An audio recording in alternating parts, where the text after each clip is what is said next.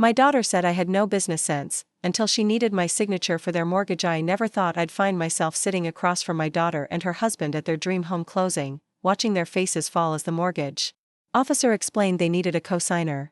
The words came out of my mouth before I could stop them. You once told everyone at our family reunion that I wouldn't recognize a good investment if it hit me in the face. Now you need my financial reputation to secure your future. The room fell silent. Every face turned toward Olivia, whose confident smile had instantly vanished. After years of dismissing my business acumen while I quietly built a 7-figure real estate portfolio, something inside me finally broke. But I'm getting ahead of myself.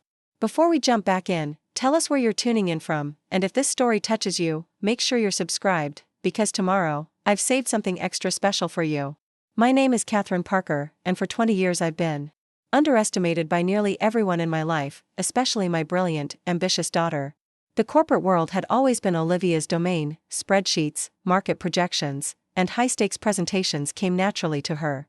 Meanwhile, my practical approach to business and investing was something she viewed with thinly veiled condescension. I was a high school art teacher when I met James, Olivia's father. He was charming, driven, and working his way up through a prestigious financial consulting firm. When we married, our dynamic seemed clear to everyone. He was the financial wizard, and I was the creative spirit who would make our house a home. After Olivia was born, I scaled back my teaching to part-time, focusing on raising our daughter while James built his career. Early in our marriage, James encouraged me to learn about investing. Everyone should understand how money works, he'd say, setting aside time each month to teach me about the markets, property values, and long-term financial planning. I absorbed everything, asking questions that often surprised him with their insight.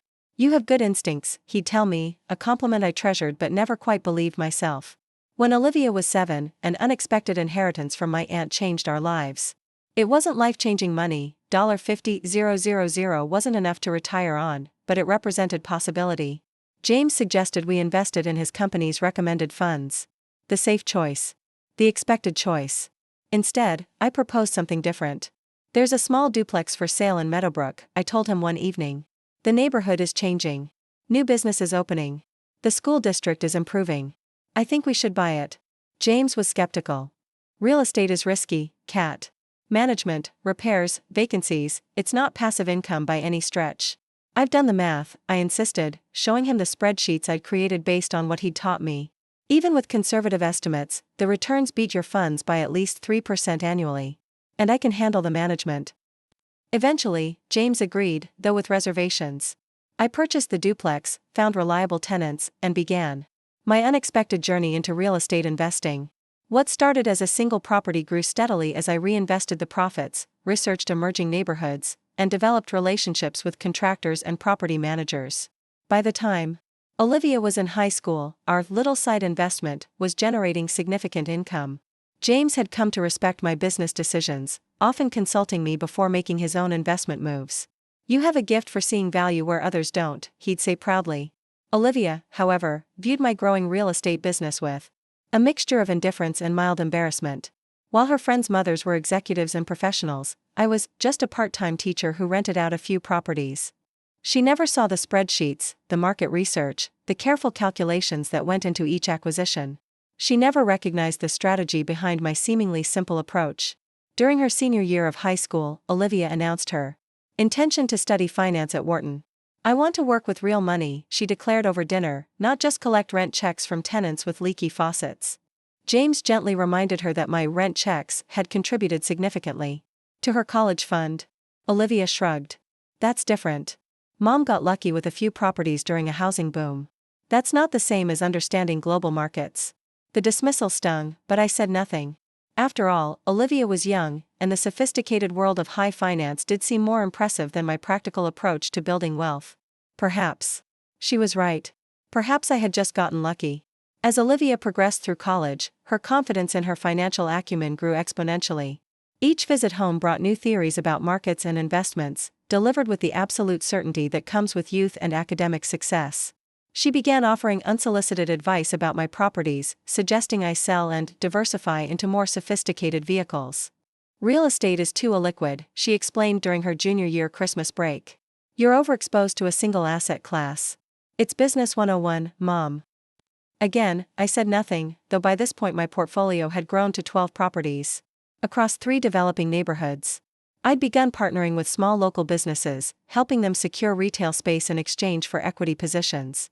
My net worth had quietly surpassed what James earned in his corporate role, though this wasn't something we advertised, especially to Olivia. After graduating with honors, Olivia landed a prestigious position at Goldman Sachs.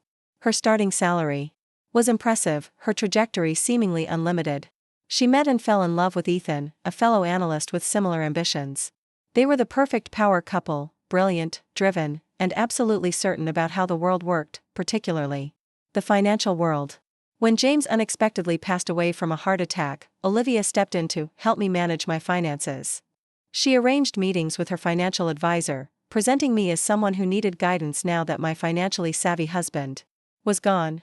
Preparing and narrating this story took us a lot of time, so if you are enjoying it, subscribe to our channel, it means a lot to us. Now back to the story. Mom's been handling some rental properties, she explained to her advisor, as if I were a hobbyist who collected decorative spoons. But now she'll need a more structured approach.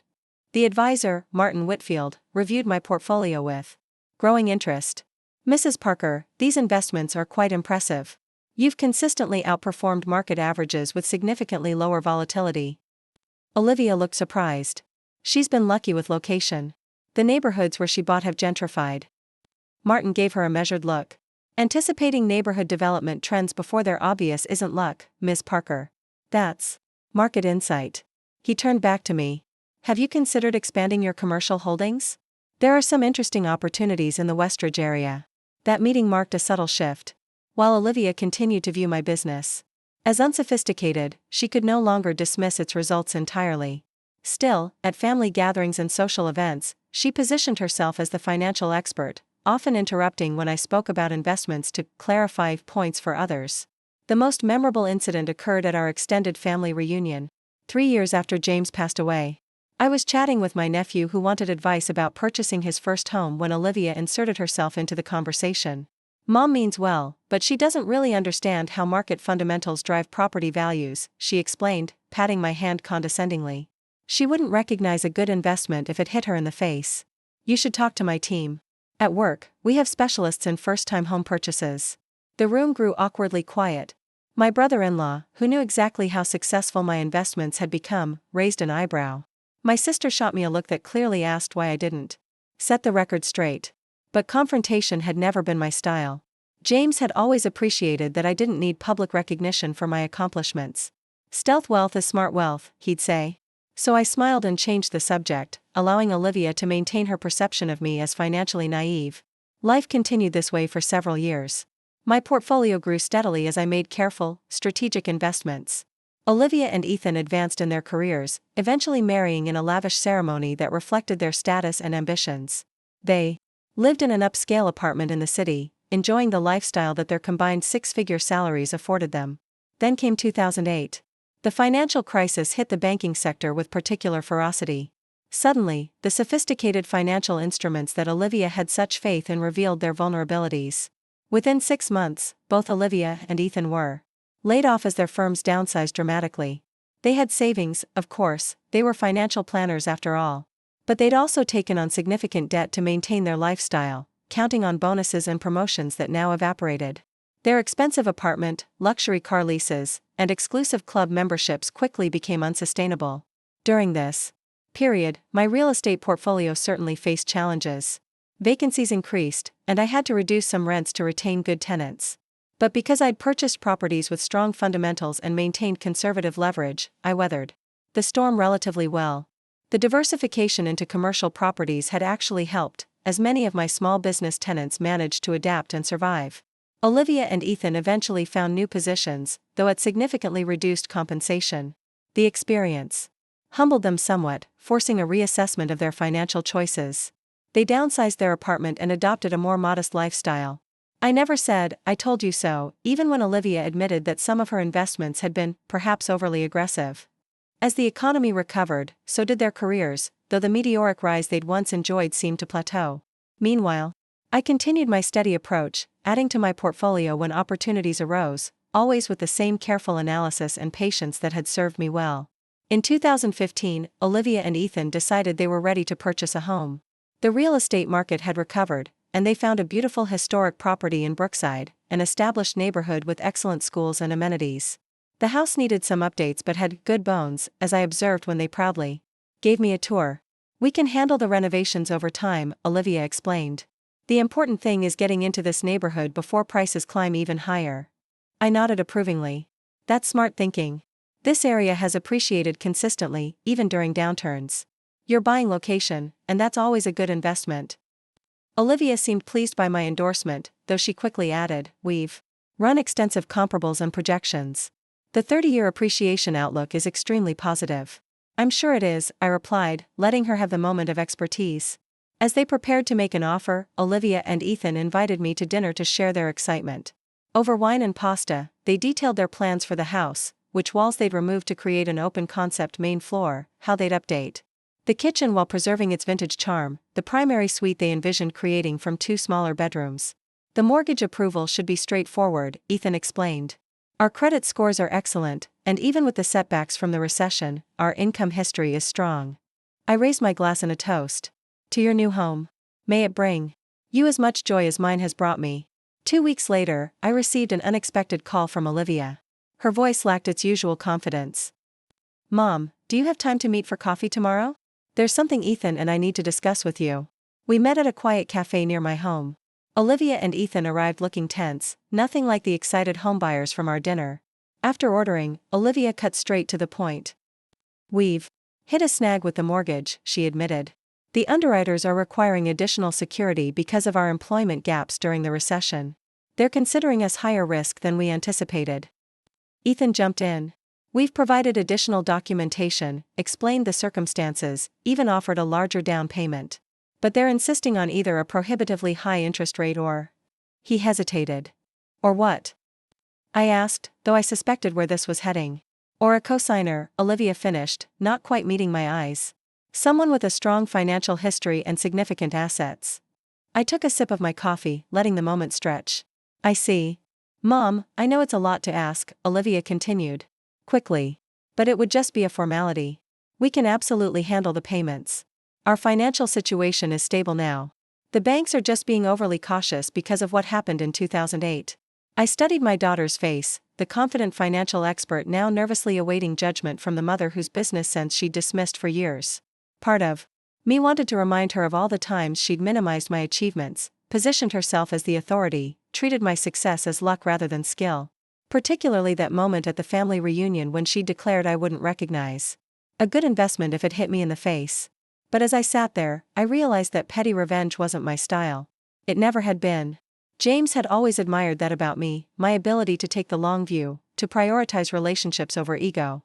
Besides, there was a certain satisfaction in being needed for my financial strength by the daughter who had underestimated it for so long. "I'll need to review the mortgage terms," I said finally. "And I'd like my attorney to look over the co-signing agreement." Relief flooded Olivia's face. "Of course. We have all the paperwork with us. And we really appreciate you considering this, Mom. It means everything to us." As Ethan pulled out a folder of documents, I added casually, "I'd also like to discuss a formal agreement between us, outlining the terms of my involvement and your responsibilities." Olivia's relief gave way to surprise. "You mean, like a contract between us? But we're family." "Yes, we are," I agreed. "And families should have clear understandings, especially in financial matters. I've learned that over the years." For the first time, I saw a flicker of genuine respect in my daughter's eyes, not just gratitude for a favor, but recognition of business acumen. Perhaps she was finally beginning to see me clearly. The meeting at the mortgage company was scheduled for the following week. As I reviewed the loan documents with my financial advisor and attorney, I couldn't help reflecting on the journey that had brought us to this point. From the young art teacher who took a chance on a duplex to the financially secure investor whose signature could secure her daughter's future, it had been a path of quiet determination, consistent strategy, and unrecognized success. And now, sitting across from Olivia and Ethan at the closing table, watching their faces fall as the mortgage officer explained they needed my co-signature to proceed, I felt a complex mix of emotions. Pride in my ability to help them. Satisfaction that my business approach had proven its worth. And yes, a touch of vindication that the daughter who had dismissed my financial sense now needed it to secure her dreams. The words escaped before I could reconsider. You once told everyone at our family reunion that I wouldn't recognize a good investment if it hit me in the face. Now you need my financial reputation to secure your future. The room fell silent. Olivia's confident expression crumbled into shock, then embarrassment. Ethan stared at the table. The mortgage officer suddenly became very interested in reorganizing her papers. But this moment wasn't about humiliation. It was about truth, about finally acknowledging the reality that had been ignored for too long. Sometimes, recognition comes in unexpected ways, at unexpected moments. And sometimes, the most satisfying validation is simply being seen for who you truly are. The revelation at the mortgage signing was just the beginning of a new chapter in our relationship, one built on honest recognition, mutual respect, and perhaps, finally, true understanding. /artifact I've created the hook and first part of your story following the structure we discussed. This introduces our protagonist Catherine Parker, establishes her underestimated business acumen, and builds to the pivotal moment where her daughter needs her financial backing. The narrative includes the dramatic hook, character development, and sets up the tension that will drive the remaining parts of the story. The word count is approximately 3,000 words as requested. I've made the protagonist female and created an entirely original narrative while maintaining the emotional structure of the inspirational video you shared. The story includes motivational elements about quiet confidence, believing in yourself, despite others' doubts, and taking a thoughtful approach to business rather than following trends. Silence hung in the mortgage office like a dense fog. The mortgage officer, Sandra, cleared her throat and shuffled papers, clearly uncomfortable with the sudden family tension. Olivia's face had flushed deep red, a mixture of embarrassment and recognition washing over her features. Ethan reached for her hand under the table, a gesture of support that didn't go unnoticed.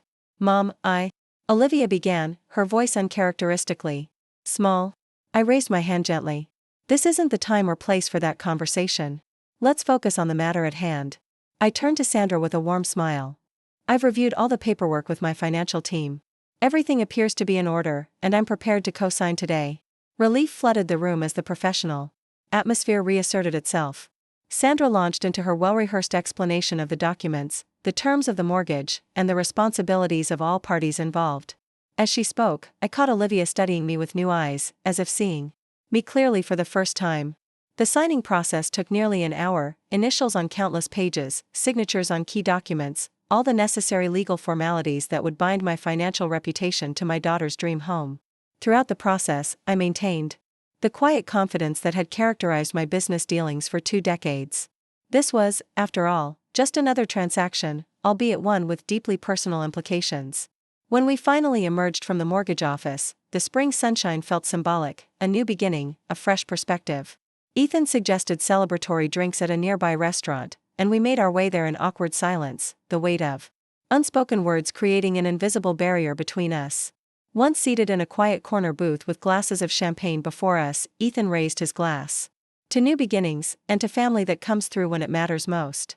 His diplomatic toast acknowledged my contribution without directly addressing the elephant in the room.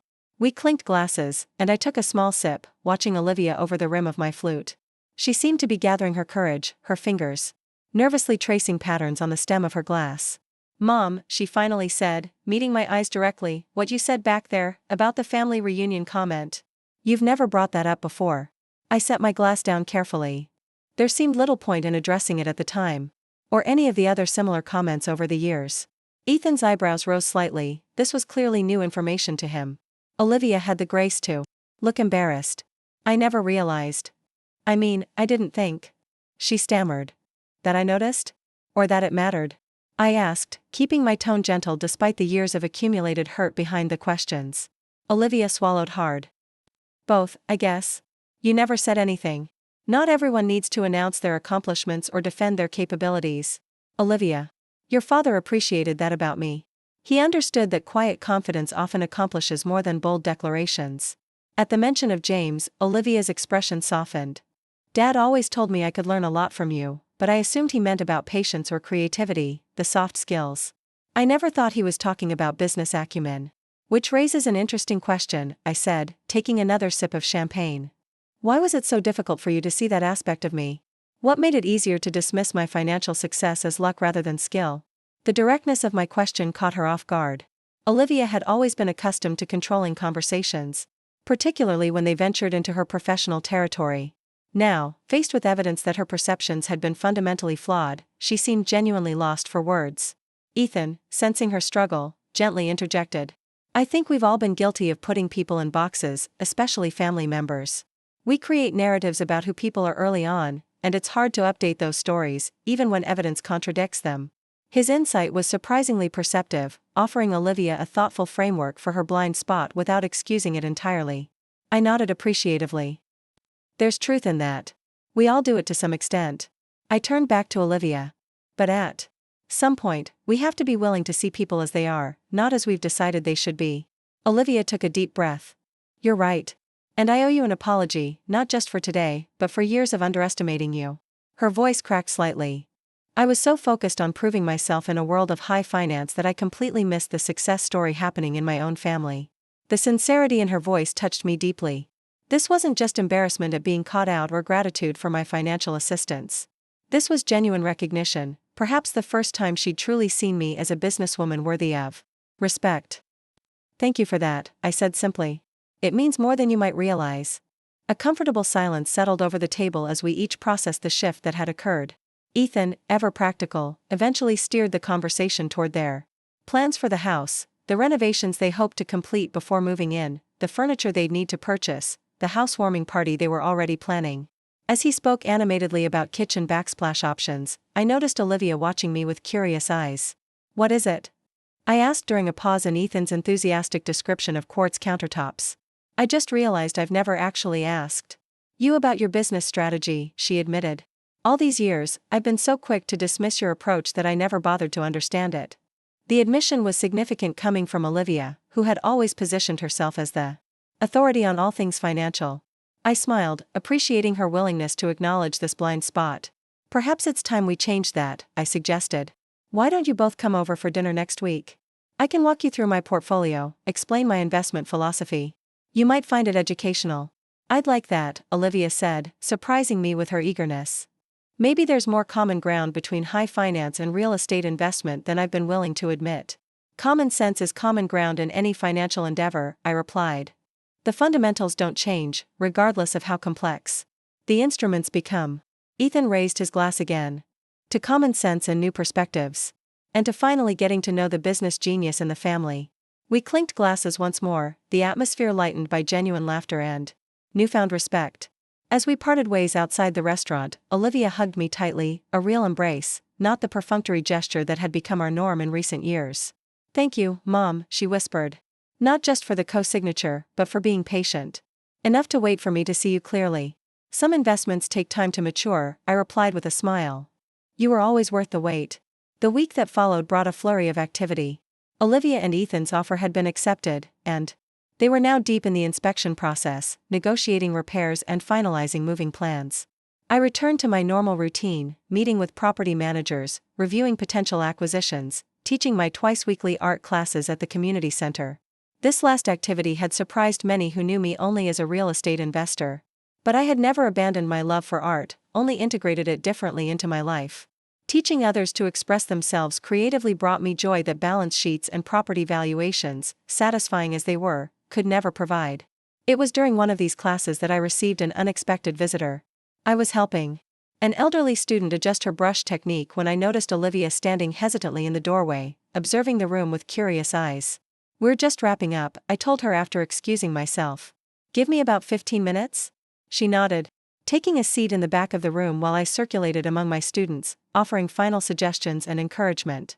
When the class dispersed, Olivia approached, glancing at the student artwork displayed on the walls.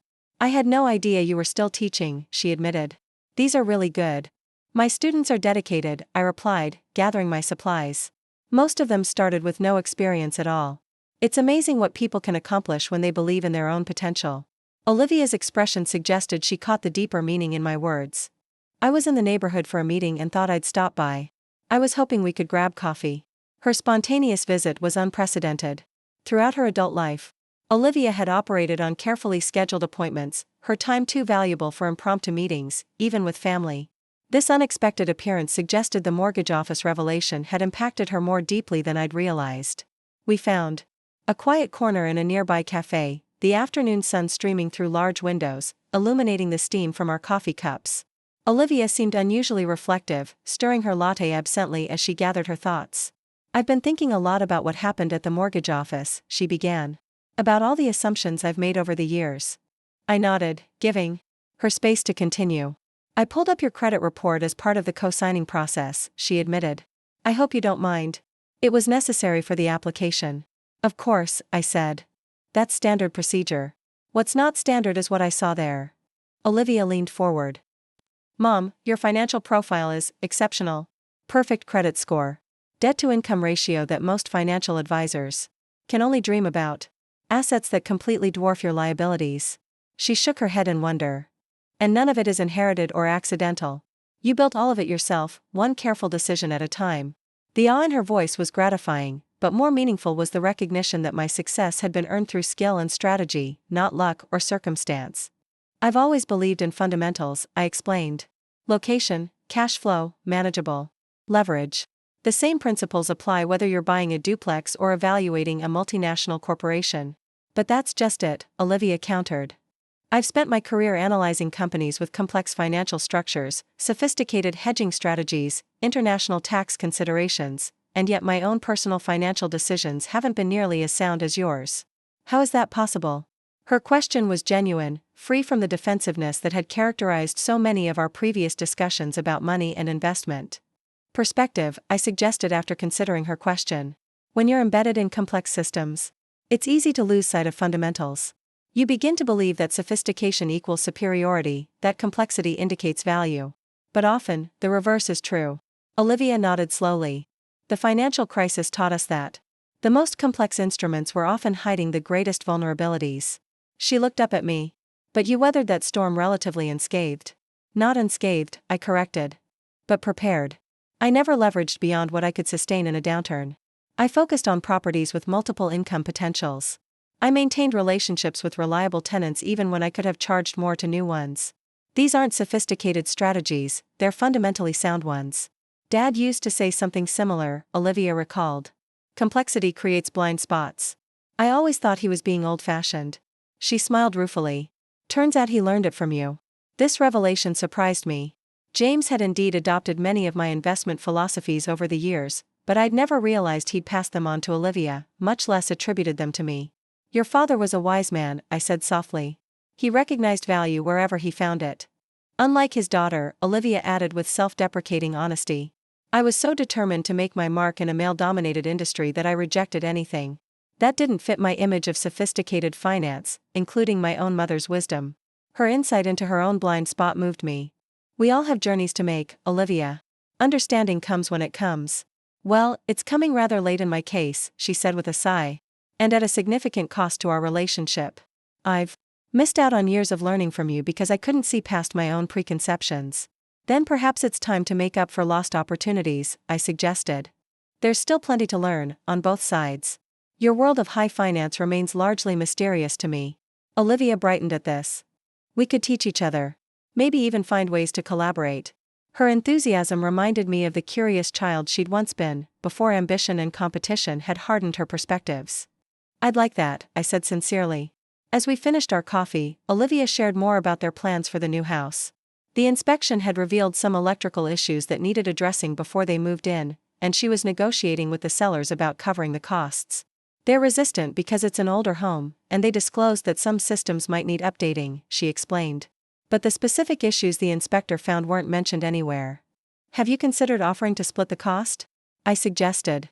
They might be more receptive if they don't feel cornered, and you'd still reduce your out-of-pocket expense. Olivia considered this. That's actually a good approach. Less adversarial. More collaborative. She smiled.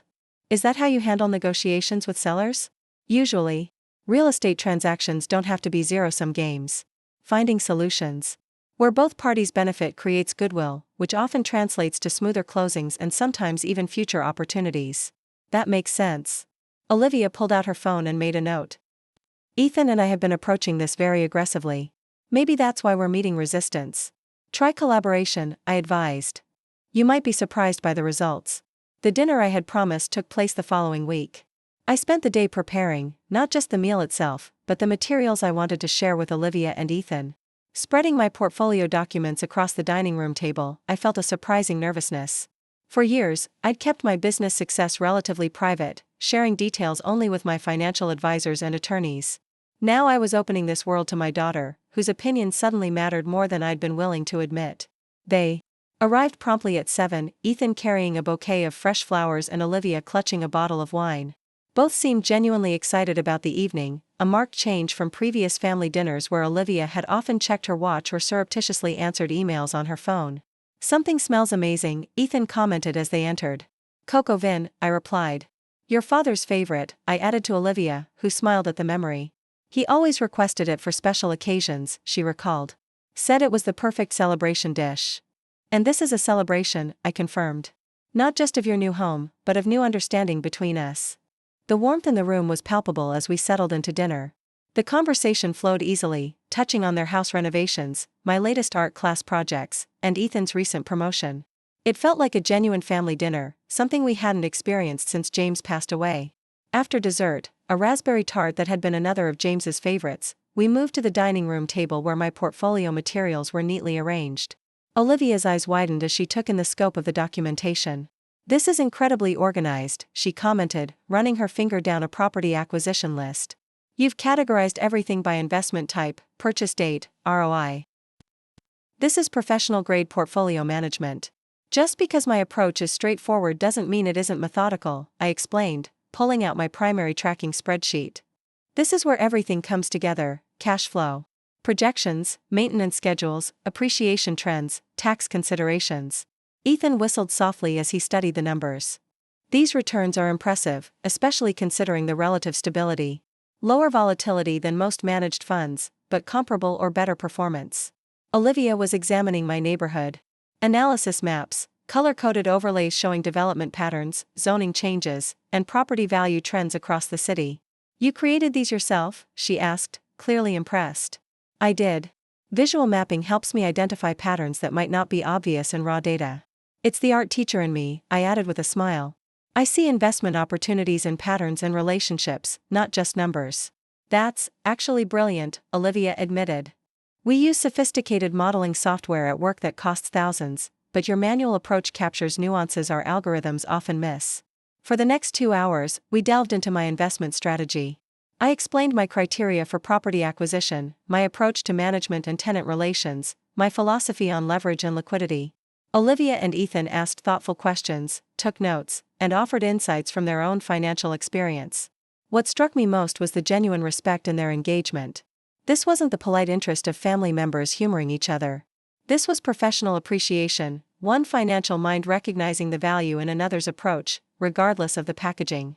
"What I don't understand," Ethan said as we examined a particularly successful commercial property investment, "is why you've kept this expertise so private. You could be consulting, teaching seminars, even writing books on practical real estate investment." The question caught me off guard. I'd never considered sharing my approach beyond my immediate circle. I suppose I never saw myself as an expert in that sense. I was just applying principles that made sense to me. "That's exactly what makes your perspective valuable," Olivia insisted.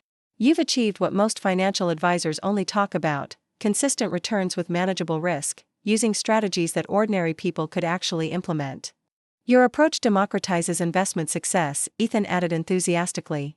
"No fancy degrees required, no exclusive access to financial instruments only available to the wealthy. Just solid principles consistently applied." Their perspective was illuminating. I had always seen my investment approach as personal, practical, nothing that would interest the sophisticated financial world that Olivia and Ethan inhabited. Yet here they were, two highly educated financial professionals, finding value in my self-taught methods. "You should consider sharing your knowledge more broadly," Olivia suggested. "There are so many people who could benefit from this approach, people intimidated by traditional investment advice, people who believe building wealth is beyond their reach." The idea planted a seed in my mind, one that would grow in unexpected ways in the months to come. But that evening, what mattered most was the bridge being built between my daughter and me, a bridge founded on mutual respect and genuine appreciation of each other's strengths. As Olivia and Ethan prepared to leave, my daughter hesitated in the doorway, then turned to embrace me tightly. "Thank you," she whispered. "Not just for dinner or for the co-signature, but for being patient enough to wait until I was ready to see you clearly." "Some lessons can't be taught," I replied softly. "They can only be learned through experience." She pulled back, smiling through tears that surprised us both. I've missed so many opportunities to learn from you. I don't want to miss any more. We have time, I assured her. The best investments are still ahead of us. As I watched them drive away, I felt a profound sense of gratitude. The mortgage co-signing that had initially seemed like a potential source of tension had instead become a catalyst for transformation, not just in how Olivia perceived me, but in how we related to each other as women, as professionals, and as family. Sometimes the most valuable returns come from investments we never planned to make, in moments we never expected to matter. And sometimes, being underestimated is simply the first step toward being truly seen. In the weeks following our dinner, a subtle but significant shift occurred in my relationship with Olivia. Where once our interactions had been marked by her thinly veiled condescension toward my financial choices, now there was genuine curiosity, even admiration. Our phone conversations, previously brief and perfunctory, extended into hour-long discussions about investment strategies, market trends, and the balance between intuition and analysis in financial decision-making. The most remarkable change, however, came in how Olivia spoke about me to others. I first noticed it when she invited me to a housewarming gathering at their newly renovated home, about 3 months after they'd closed on the mortgage. The evening was elegant but relaxed, catered appetizers, quality wines, and about 20 guests including colleagues from their firms, neighbors, and a few family members. I arrived early to help with final arrangements and overheard Olivia speaking to a colleague in the kitchen. "My mother's actually the one who helped us recognize the potential in this neighborhood," she was saying. "She has an incredible eye for emerging property values and development patterns." The colleague, a sharply dressed woman in her 30s, looked intrigued. "Really? What firm is she with?" "She's independent," Olivia replied with unmistakable pride. "Built a 7-figure portfolio from scratch while teaching art and raising me as a single mother after my father passed away." The transformation was stunning. The daughter who had once dismissed my real estate investments as lucky breaks was now presenting me as a financial role model. When she noticed me in the doorway, she didn't look embarrassed at being overheard, she smiled and waved me over. "Mom, this is Vanessa Chen, my colleague from the Emerging Markets Division." "Vanessa, this is my mother, Catherine Parker." "I've been hearing about your investment approach," Vanessa said, extending her hand. "Quite impressive. I've been looking to diversify into real estate myself, but the learning curve seems steep." Before I could respond, Olivia jumped in. "Mom's actually thinking about offering seminars on practical real estate investing for professionals looking to diversify." "Aren't you, Mom?" This was news to me.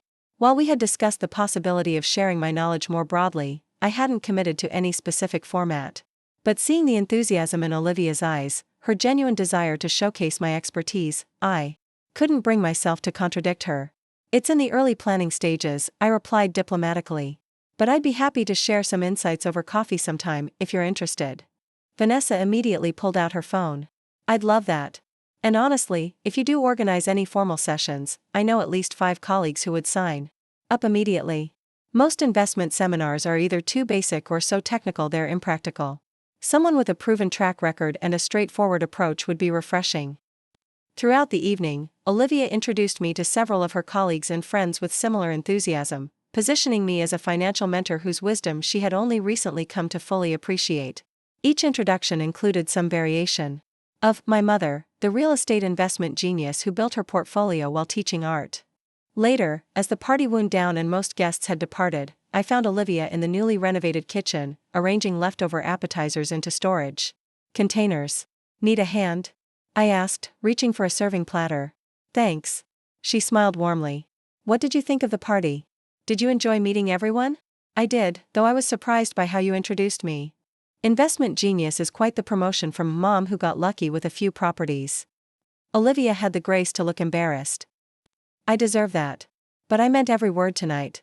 Once I finally looked at what you've built with clear eyes, I was honestly amazed." She closed a container with a decisive snap. "Do you know what Ethan said after we reviewed your portfolio that night? He said if you'd been managing institutional money with those returns and that risk profile, you'd be considered one of the top fund managers in the country." The compliment was unexpected and touching. "That's kind of him." "It's not kind, Mom. It's factually accurate." Olivia leaned against the counter, her expression earnest. "Which is why I wasn't entirely making things up when I mentioned the seminars. I really do think you should consider sharing your knowledge. There's a huge need for practical, accessible investment education." I wiped down the granite countertop, considering her words. "I'm not sure I'm qualified to teach formal seminars. I don't have credentials or certifications. You have something better, Olivia insisted. You have results and a methodology that actually works for regular people. Most financial education is either too simplistic to be useful or so complex it's inaccessible to anyone without an MBA. Her faith in my abilities was a reversal so complete it still felt surreal. For years, I had been the mother whose financial decisions she tolerated with professional skepticism.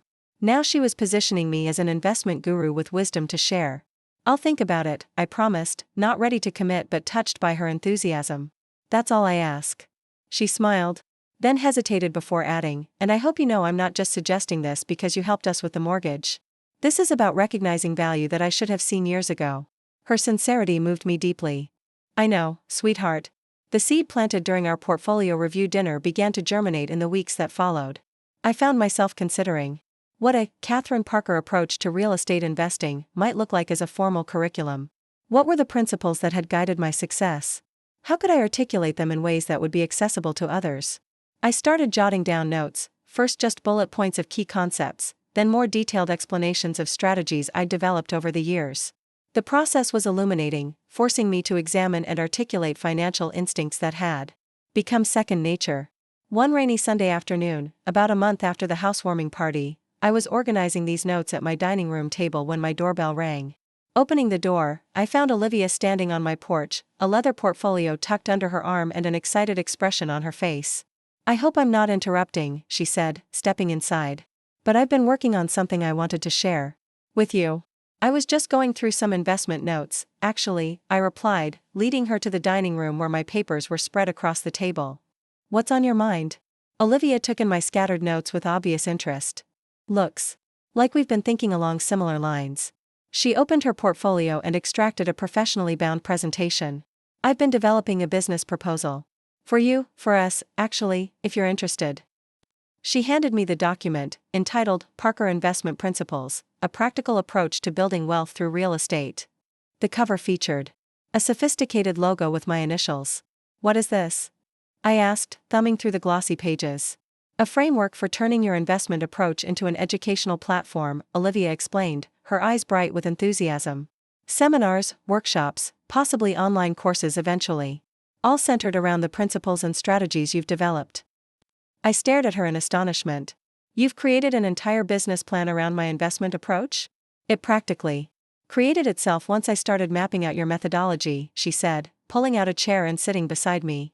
Your system has 3 qualities that make it incredibly marketable. It's accessible to ordinary investors, it's proven across multiple market cycles, and it addresses a gap in the current financial education landscape. As I flipped through the proposal, I was struck by the thoroughness of Olivia's analysis. She had broken down my investment approach into teachable modules, identified target demographics, outlined marketing strategies, and even projected revenue models for different program formats. This is incredibly detailed, I said, unsure how else to respond to such an unexpected development. I got a little carried away, Olivia admitted with a self-conscious laugh. But once I started seeing the potential, I couldn't stop. Your approach deserves a wider audience, Mom. And I think we could build something remarkable together, combining your practical wisdom with my knowledge of the broader financial landscape and marketing expertise. The proposal in my hands represented more than just a business opportunity. It was tangible evidence of how profoundly our relationship had evolved, from Olivia dismissing my financial acumen to proposing a partnership built around it. The transformation was so complete, so unexpected, that I found myself momentarily speechless.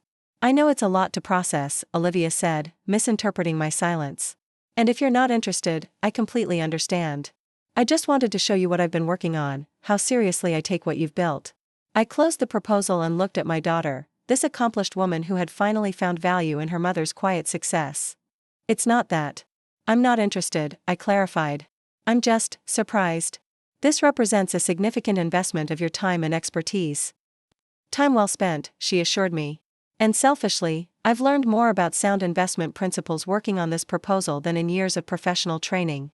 Your approach cuts through so much unnecessary complexity. Her sincerity was unmistakable, and I found myself genuinely considering the possibility she was presenting. Could my practical, self-taught methods really provide value to others? Was there truly a market for the Catherine Parker approach? Let me think about it, I said finally. This would be a significant change of direction for me. I've always been a behind-the-scenes investor, not a public educator. Olivia nodded, understanding. Of course. Take all the time you need. She hesitated, then added, but if you decide to move forward, I'd love to help build this with you. Not as the financial expert daughter steering her mother's project, but as a junior partner learning from the true expert. The humility in her offer touched me deeply. This was so far from the dynamic that had characterized our relationship for years, the confident financial professional tolerating her mother's quaint investment hobby. Now she was volunteering to be my student, my partner in a venture centered around my expertise. I'll seriously consider it, I promised, and meant it. After Olivia left, I spent hours reviewing her proposal, impressed by both the concept and the thoroughness of her analysis. The idea of sharing my investment approach more broadly had never seriously occurred to me, but seeing it structured so professionally made the possibility seem not just viable but exciting. That evening, I called my longtime friend and attorney, Margaret Wilson, who had helped me structure my real estate holdings and had known me since before James passed away. I need your clear-eyed perspective on something, I explained after outlining Olivia's proposal. Am I being carried away by maternal pride, or is this actually a sound business concept? Margaret, never one to sugarcoat her opinions, considered the question carefully. From what you've described, it's actually quite promising. Your investment record speaks for itself, and there's definitely a market for financial education that bridges the gap between simplistic advice and institutional complexity. She paused. But I'm more interested in what this means for you and Olivia. This is quite a turnaround from the daughter who used to dismiss your business sense. That's partly what makes me cautious, I admitted. I don't want to misinterpret enthusiasm born from recent recognition as sustainable business synergy.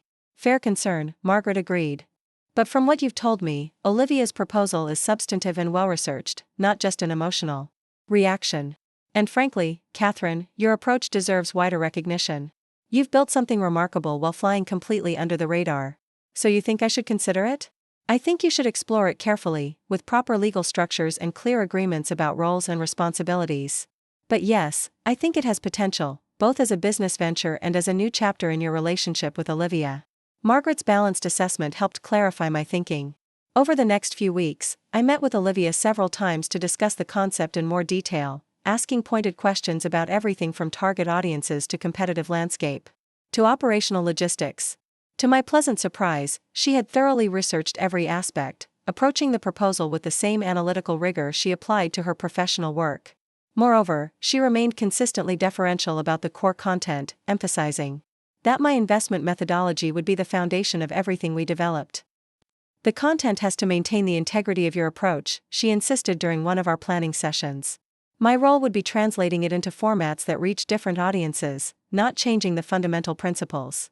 After a month of careful consideration and planning, I agreed to move forward with a pilot program, a weekend seminar for 20 participants, focused on the fundamentals of neighborhood analysis and property valuation. We would use this initial offering to test our teaching dynamic, refine our content, and evaluate participant response before committing to a broader launch. The weeks leading up to the seminar were both exhilarating and terrifying. Despite decades of teaching art classes, presenting my investment methodology to a room of professionals seeking financial guidance felt entirely different. Olivia proved invaluable during this preparation phase, helping me organize my knowledge into teachable segments while continuously reassuring me about the value of what I had to share. These people are signing up because they want exactly what you've created, a straightforward approach to building wealth through property investment, she reminded me whenever my confidence wavered. You're not claiming to be Warren Buffett. You're offering practical wisdom that's worked consistently for 2 decades. The morning of the seminar arrived crisp and clear, a perfect autumn Saturday. We had secured a comfortable conference room at a local hotel, arranged with round tables to facilitate group discussions. As participants began arriving, a diverse mix of professionals from various fields, I felt a familiar flutter of nervous excitement, the same anticipation I'd experienced before teaching my first art class years ago. Olivia, dressed in a professional but understated suit, greeted attendees warmly, directing them to a continental breakfast buffet while I made final preparations at the front of the room. Watching her interact with our guests, confident but not domineering, welcoming without being overly familiar, I felt a surge of maternal pride mixed with professional admiration. When it was time to begin, Olivia stepped to the front of the room to introduce me. I had expected a brief, functional introduction, but what she offered instead brought unexpected tears to my eyes. When I was growing up, she began, I watched My mother make investment decisions that I completely failed to understand or appreciate. While I was studying finance textbooks and economic theory, she was quietly building a multi-million-dollar real estate portfolio based on principles so fundamentally sound that they've weathered every market fluctuation of the past 20 years. She paused, scanning the room with genuine emotion in her eyes. It took me embarrassingly long to recognize the genius in her approach, so long that I nearly missed the opportunity to learn from her directly. I'm here today because I don't want any of you to make the same mistake. The methodology she's about to share with you isn't flashy or complex, but it works consistently, sustainably, and accessibly. It's an approach that has changed my own investment philosophy profoundly, and I believe it can do the same for you. With that heartfelt endorsement, she turned the floor over to me. The warmth in the room was palpable as I stepped forward, bolstered by my daughter's confidence and ready to share knowledge that had previously been my private domain. Thank you for that generous introduction, I began, smiling at Olivia. Though I should clarify that genius might be overstating things. What I practice and what I'll share with you today is simply thoughtful observation translated into investment action. If there's any special skill involved, it's patience, the willingness to let value reveal itself over time rather than forcing quick returns. For the next 6 hours, with breaks for discussion and practical exercises, I guided the group through my approach to neighborhood analysis, property valuation, and investment timing. Olivia facilitated group activities and provided context on how my principles compared to traditional investment strategies. What struck me most throughout the day was the genuine engagement of the participants. These were accomplished professionals, doctors, attorneys, executives, yet they listened attentively, asked thoughtful questions, and completed exercises with the focused determination of true students. They found value in what I had to offer, despite my lack of prestigious credentials or sophisticated financial jargon. During the afternoon session, a retired surgeon raised his hand. I've attended dozens of investment seminars over the years, he said, and this is the first one where I haven't felt like someone was trying to impress me with complexity or sell me on get-rich-quick formulas. Your approach makes sense precisely because it's grounded in observable patterns and sustainable principles. His comment elicited nods of agreement around the room. Another participant, a young technology executive, added, "What's remarkable is how you've translated intuitive observation into systematic analysis. It's like you've created a bridge between art and finance." The parallel to my background in art teaching wasn't lost on me. In many ways, I had approached property investment with an artist's eye, seeing patterns, relationships, and emerging possibilities that might not be obvious in raw data alone. That perspective, which Olivia had once dismissed as unsophisticated, was precisely what these financially savvy participants found most valuable. By the end of the day, as participants lingered to ask final questions and exchange contact information, the success of our pilot program was evident. Feedback forms reflected overwhelming enthusiasm for both the content and our teaching approach, with multiple requests for advanced sessions and one-on-one consulting opportunities. As the last participants departed, Olivia and I collapsed into chairs at one of the round tables, emotionally drained but deeply satisfied. "Well," she said, grinning broadly, "I think we can call that a resounding success." "It went better than I expected," I agreed, still somewhat amazed by the enthusiastic response. "Though much of the credit goes to your excellent facilitation." Olivia shook her head firmly. "The content was the star today, Mom. My contribution was minimal compared to the value of your methodology." We sat in comfortable silence for a moment, absorbing the significance of what we'd accomplished. Not just a successful seminar, but a new dimension to our relationship. We had functioned as true partners, each contributing distinct strengths toward a shared goal. "You know what struck me most today?" Olivia said finally. "Watching you teach, seeing how naturally you translated complex concepts into accessible wisdom, it reminded me of Dad." Her voice softened with memory. "He always said you were the best teacher he'd ever known, that you could make anyone understand anything if you decided it was important enough to explain." The comparison to James touched me deeply. He had indeed been my most enthusiastic student in many ways, embracing my perspectives on everything from art appreciation to investment strategy with genuine curiosity. "Your father was a generous learner," I replied. "He never let his own expertise prevent him from recognizing value in others' approaches." Olivia nodded, a shadow of regret crossing her features. "Unlike his daughter, who took far too long to learn that lesson." I reached across the table to squeeze her hand. "But you did learn it. That's what matters. Better late than never, I suppose." She smiled ruefully. "Though I wish I hadn't wasted so many years dismissing wisdom that was right in front of me." "Every realization happens in its own time," I assured her. Besides, would you have been ready to hear it earlier? Sometimes we need certain experiences before particular lessons can resonate. She considered this thoughtfully. Maybe you're right. The financial crisis certainly humbled me, made me question approaches I'd previously accepted without criticism. And watching you weather that storm relatively unscathed definitely planted seeds of curiosity. Seeds that eventually flowered into this partnership, I observed. So perhaps the timing was perfect after all. As we packed up our materials and prepared to leave, Olivia paused by the doorway. What do you think about moving forward with this? Developing more seminars? Perhaps creating online content, maybe even writing a book eventually? The question no longer filled me with uncertainty.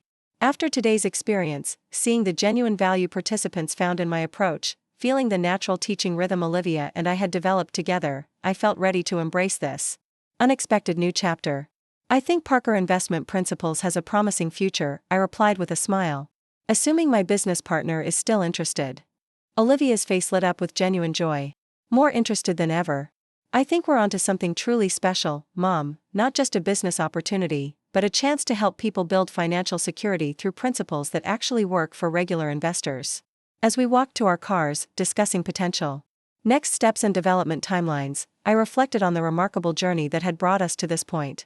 From Olivia dismissing my business sense to us launching an educational venture built around my investment principles, the transformation seemed almost implausible. Yet here we were, mother and daughter, becoming business partners based on mutual respect and complementary strengths. The mortgage co-signing that had initially seemed like a potential source of tension had instead become the catalyst for profound reconnection and new possibilities. Sometimes life's most meaningful opportunities emerge from moments of vulnerability, when we're forced to reconsider long-held assumptions and see each other with fresh eyes. Olivia had needed my financial signature for her mortgage, I had needed her recognition of my capabilities. From these mutual needs, something unexpected and beautiful had emerged, a partnership that honored both our differences and our shared values. As I drove home that evening, physically tired but emotionally energized, I found myself looking forward to this new adventure with my daughter. The path ahead would undoubtedly have its challenges, but the foundation we were building felt solid, grounded in genuine respect, shared purpose, and the hard-won wisdom that sometimes comes only from being wrong about someone you thought you knew.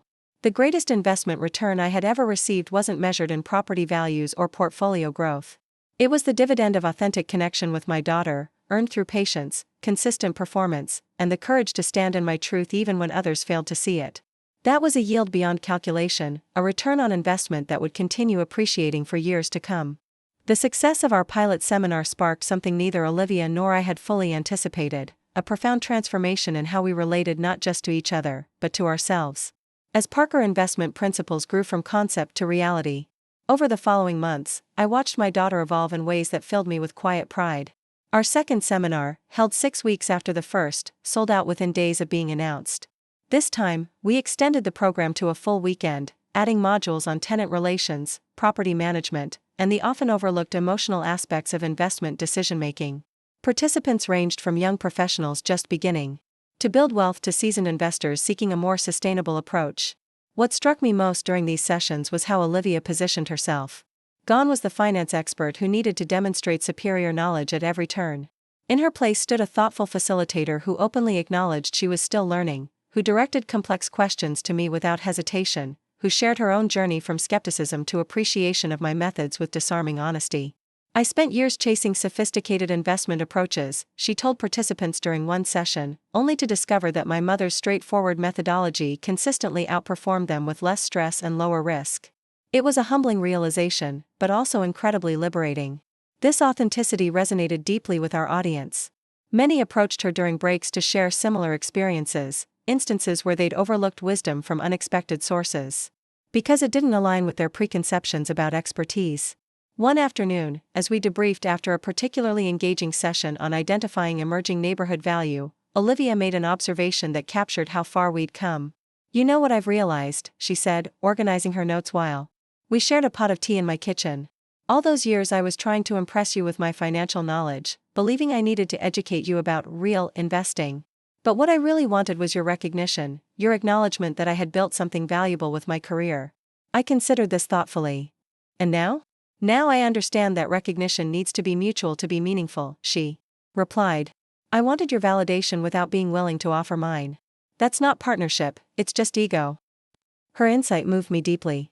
So much of parenting adult children involves navigating this delicate terrain, supporting their independence while hoping they'll still value your wisdom, respecting their chosen paths while wanting them to appreciate the road you've traveled.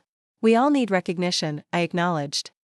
The difference is whether we seek it through proving ourselves superior or through connecting authentically. She nodded, understanding lighting her eyes. That's exactly it. I was so focused on demonstrating my expertise that I missed the opportunity to learn from yours. She smiled ruefully. Pretty ironic for someone who works in wealth management to overlook a 7-figure portfolio built from scratch. Our business partnership continued to flourish throughout that first year, expanding from in-person seminars to include a comprehensive online course, one-on-one consulting packages, and eventually, a book deal with a respected financial publisher. What began as a modest educational venture evolved into a thriving business with a growing community of dedicated practitioners of the Parker method.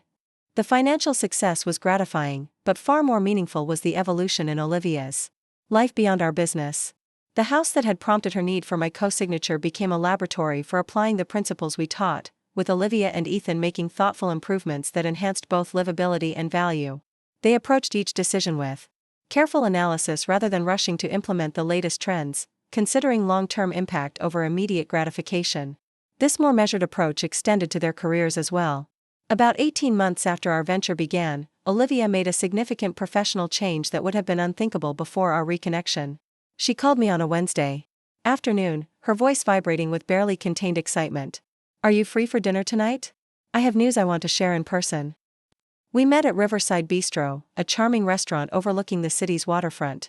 Olivia was already seated when I arrived, practically glowing with anticipation. "I've given notice at Goldman," she announced after we'd ordered.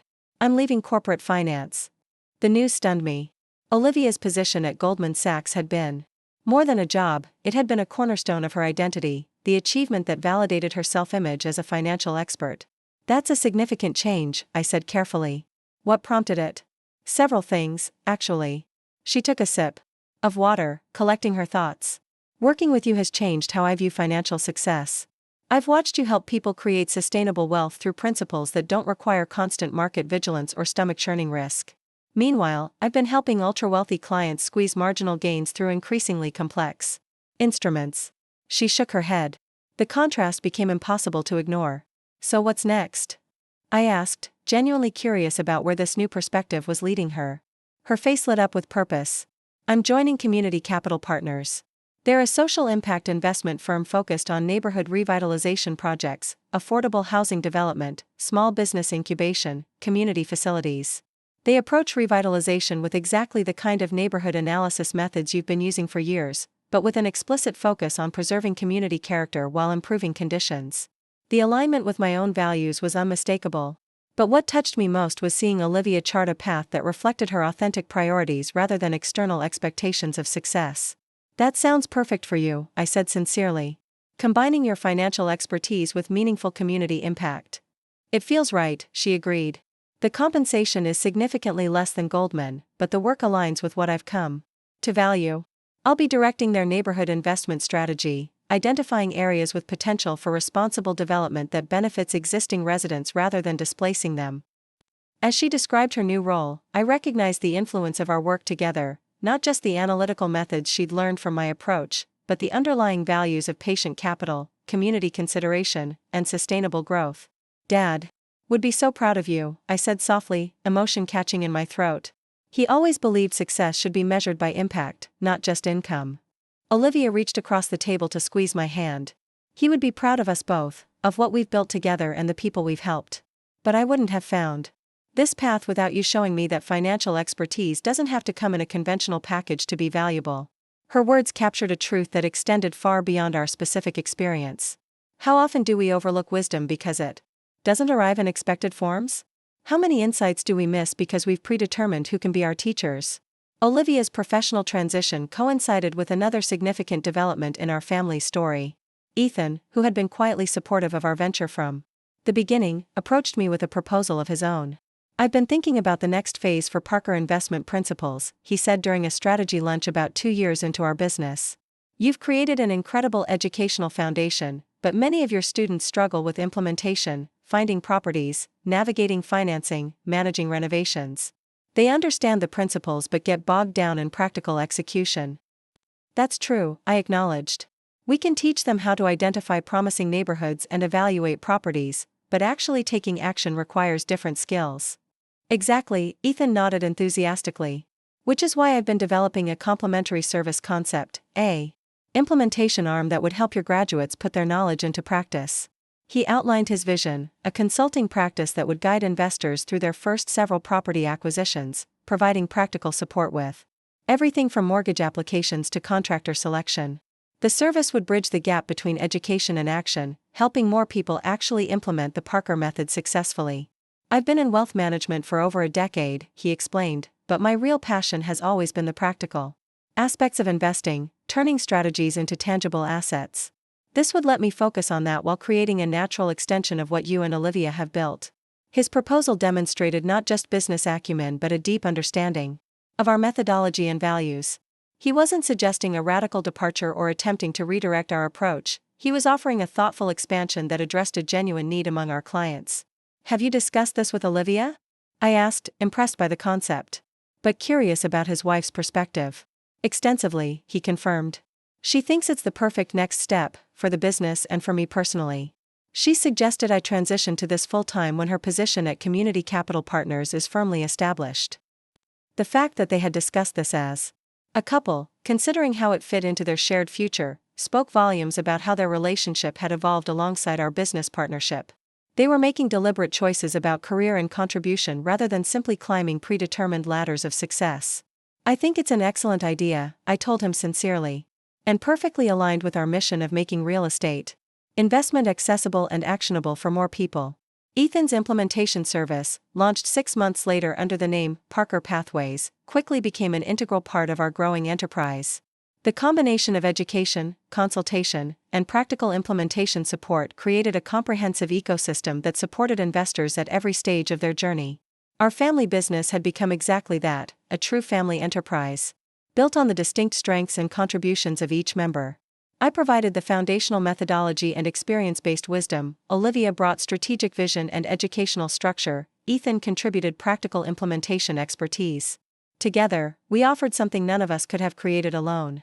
The 3-year anniversary of our mortgage office revelation approached as summer turned to autumn. Olivia suggested we mark the occasion with a special gathering, inviting successful graduates of our program to share their experiences and celebrate collective achievements.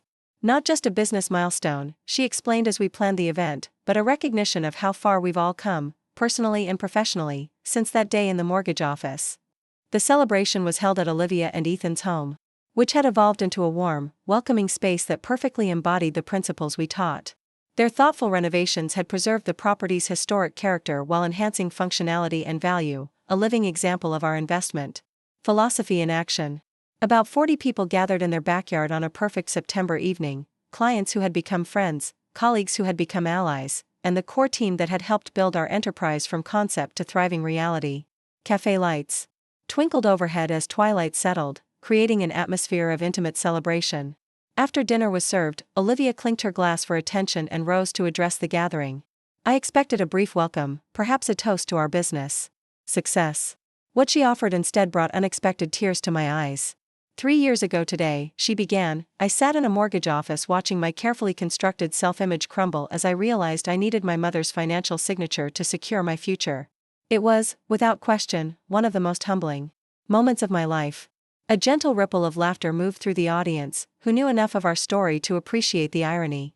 What I couldn't see then, what I couldn't possibly have understood in that moment of embarrassment, was that this apparent setback was actually the beginning of the most important journey of my adult life. She turned to me, her expression filled with genuine emotion. My mother had spent decades building exactly what I claimed to value: financial security, investment wisdom, sustainable wealth, but because it didn't look like I expected expertise to look, I failed to recognize it. Worse, I actively dismissed it, convinced that my formal education somehow trumped her practical success. The honesty of her self-reflection touched everyone present.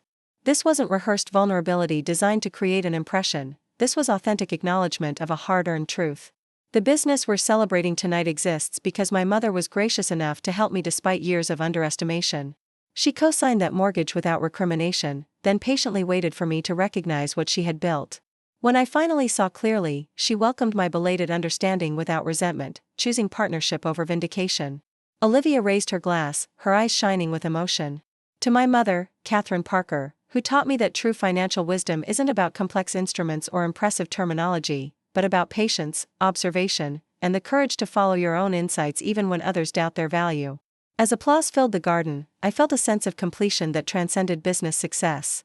The daughter who had once dismissed my financial acumen was now its most eloquent advocate. The methodology once deemed unsophisticated was now helping hundreds of people build sustainable wealth. The mother once viewed through a lens of outdated assumptions was now seen in her full complexity. Later that evening, as guests began to depart, I found a quiet moment with Olivia on the porch swing, watching the last of the celebration from a peaceful distance. "Thank you for your generous words," I said, still moved by her toast. "Though I hope you know I never needed public validation." She smiled, understanding the deeper meaning behind my comment. "I know. That's one of the many things I've learned from you, that genuine confidence doesn't require constant external confirmation." She leaned back, looking up at the emerging stars. "All those years I spent seeking validation through impressive job titles and credentials, and you had already found something much more valuable." "What's that?" I asked. "The quiet certainty that comes from building something real," she replied thoughtfully. "Something that stands on its own merits, regardless of whether anyone else recognizes its value." Her insight captured exactly what had sustained me through years of being underestimated, not just by her, but by various financial advisors, bank officers, and business associates who had initially dismissed my self-taught approach. "That certainty doesn't come easily," I acknowledged. "It requires proving yourself to yourself, over and over, until external validation becomes secondary." Olivia nodded. "I'm still working on that part. There are days I catch myself reverting to old patterns, seeking approval, measuring success by others' standards. But I'm getting better at recognizing when it happens. That awareness is the crucial first step," I assured her. "The rest follows naturally with practice." We sat in comfortable silence for a moment, appreciating how far we'd come since that tense moment in the mortgage office 3 years earlier. The journey from confrontation to collaboration had transformed us both in ways neither could have anticipated. "You know," Olivia said finally, "when I asked you to co-sign our mortgage, I saw it as a temporary setback, an embarrassing necessity that we'd move past as quickly as possible. I never imagined it would become the foundation for everything we've built since." "Life's most significant turning points rarely announce themselves as such," I observed. "They often arrive disguised as obstacles or failures or moments of vulnerability. Like needing your mother's signature when you've spent years dismissing her financial sense," Olivia added with a self-deprecating smile. "Exactly like that," I agreed, returning her smile. "Though I prefer to see it as the universe creating an opportunity for reconnection that pride might otherwise have prevented." "A cosmic intervention," she suggested, laughter in her voice. "The universe decided we'd both been stubborn long enough." "And clearly it was right," I said, gesturing toward the yard where the last guests were saying their goodbyes, many of them people whose lives had been positively impacted by our shared work. "Look what became possible once we both let go of outdated perceptions." As we rejoined Ethan to bid farewell to the remaining guests, I felt a profound sense of gratitude for the journey we'd traveled together. From the tension of the mortgage office to the harmony of our family enterprise, we had traversed emotional terrain that had ultimately led to deeper understanding and authentic partnership. The following Monday, I arrived at our office to find a package on my desk, a beautifully framed document I recognized immediately as the mortgage co-signing agreement from 3 years earlier. Attached was a simple note in Olivia's handwriting. "Some signatures change houses. Others change lives. Thank you for providing both. With love and boundless appreciation, Olivia." I traced my signature on the document, remembering the complex emotions that had accompanied it: concern about Olivia's financial planning, frustration at being needed yet undervalued, hope that the situation might eventually lead to greater understanding. Never could I have imagined the profound transformation that would ultimately emerge from that moment of tension. Later that day, during a consultation with a new client, a middle-aged woman recently divorced and determined to build financial independence, I found myself sharing a perspective born from my own journey. "Investment success isn't just about identifying value in properties," I explained. "It's about recognizing value within yourself, trusting your insights even when others question them, maintaining your course when conventional wisdom suggests otherwise, believing in your capacity to build something sustainable through patient, consistent action." The woman nodded, emotion evident in her eyes. "That's exactly what I need to learn. Not just the mechanics of property investment, but the confidence to trust my own judgment after years of deferring to others. Then you're already ahead of where I was when I started, I told her with an encouraging smile. Because you recognize that financial independence begins with trusting yourself, your observations, your analysis, your intuition. As we continued our session, mapping out her initial investment strategy, I reflected on how my own journey had come full circle. The approach I had developed quietly, often in the face of skepticism or dismissal, was now helping others claim their financial power. The wisdom once deemed unsophisticated by my own daughter was now the foundation of a thriving educational enterprise. Most importantly, the mother once viewed through a narrow lens of outdated assumptions was now seen in her full complexity, not just by her daughter, but by an expanding community of people who found value in her unconventional path. That evening, I received an unexpected call from Vanessa Chen, Olivia's former colleague who had been among the first to express interest in my investment approach at the housewarming party years earlier. I wanted to share some news, she said, excitement evident in her voice. I just closed on my third property using your methodology. The first two have already appreciated significantly, and the cash flow is exactly as projected using your analysis framework. Her success story was one of dozens we'd witnessed over the past 3 years, but it held special significance as one of our earliest supporters. That's wonderful, I replied sincerely. Consistent application of the principles really does yield predictable results over time. That's what I'm discovering, Vanessa agreed. But what I didn't expect was how the process would change my entire relationship with money and investment. I've stopped chasing market trends or worrying about what financial gurus are recommending. Instead, I trust my own analysis, my own observations. Her words echoed the transformation I'd witnessed in many of our clients, a shift from external validation to internal confidence, from anxiety about missing out to certainty about their chosen path. That's the true value of what you've created, Vanessa continued. Not just a real estate methodology, but a framework for financial self-reliance. It's changed how I approach everything from career decisions to retirement planning. After we said goodbye, I sat in my garden reflecting on the ripple effects of our work. What had begun as a personal investment approach developed out of necessity had evolved into a philosophy that was helping others claim their financial power. The business born from a moment of tension in a mortgage office had become a vehicle for transformation far beyond property acquisition. Most meaningful of all was the journey Olivia and I had traveled, from mutual misunderstanding to genuine partnership, from superficial assumptions to deep appreciation of each other's gifts. The daughter who had once dismissed my business sense now championed it with genuine conviction. The mother once viewed as financially naive was now recognized as a source of practical wisdom. As twilight settled over my garden, I thought about all the ways we limit ourselves and others through rigid expectations about what expertise should look like, where wisdom can be found, whose voice deserves to be heard. How many insights do we miss because they don't arrive in familiar packaging? How much wisdom do we overlook because it doesn't conform to our preconceptions? The most valuable lesson from our journey wasn't about real estate or investment strategy, but about remaining open to truth wherever it appears, even when it challenges our comfortable assumptions or arrives through unexpected channels. Sometimes, the wisdom we most need comes from sources we've been conditioned to dismiss, and sometimes our greatest growth begins in moments of humbling recognition that we've been wrong all along. As stars emerged in the darkening sky, I felt profound gratitude for the journey that had brought us here, for the tension that had created opening for truth, for the vulnerability that had allowed reconnection, for the courage on both sides to reimagine a relationship beyond outdated patterns. The signature that changed everything hadn't really been the one on the mortgage document. It had been Olivia's willingness to finally see me clearly and my decision to meet that recognition with partnership rather than resentment. Together, we had written a new story, not just about property investment or business success, but about the transformative power of being truly seen, genuinely valued, and authentically connected. In the end, the greatest return on investment wasn't measured in property values or seminar attendance or consulting fees. It was the dividend of authentic relationship, the compound interest of mutual respect, shared purpose, and the enduring value of wisdom recognized, regardless of its source. Up next, you've got 2 more standout stories right on your screen. If this one hit the mark, you won't want to pass these up. Just click and check them out. And don't forget to subscribe and turn on the notification bell so you don't miss any upload from us.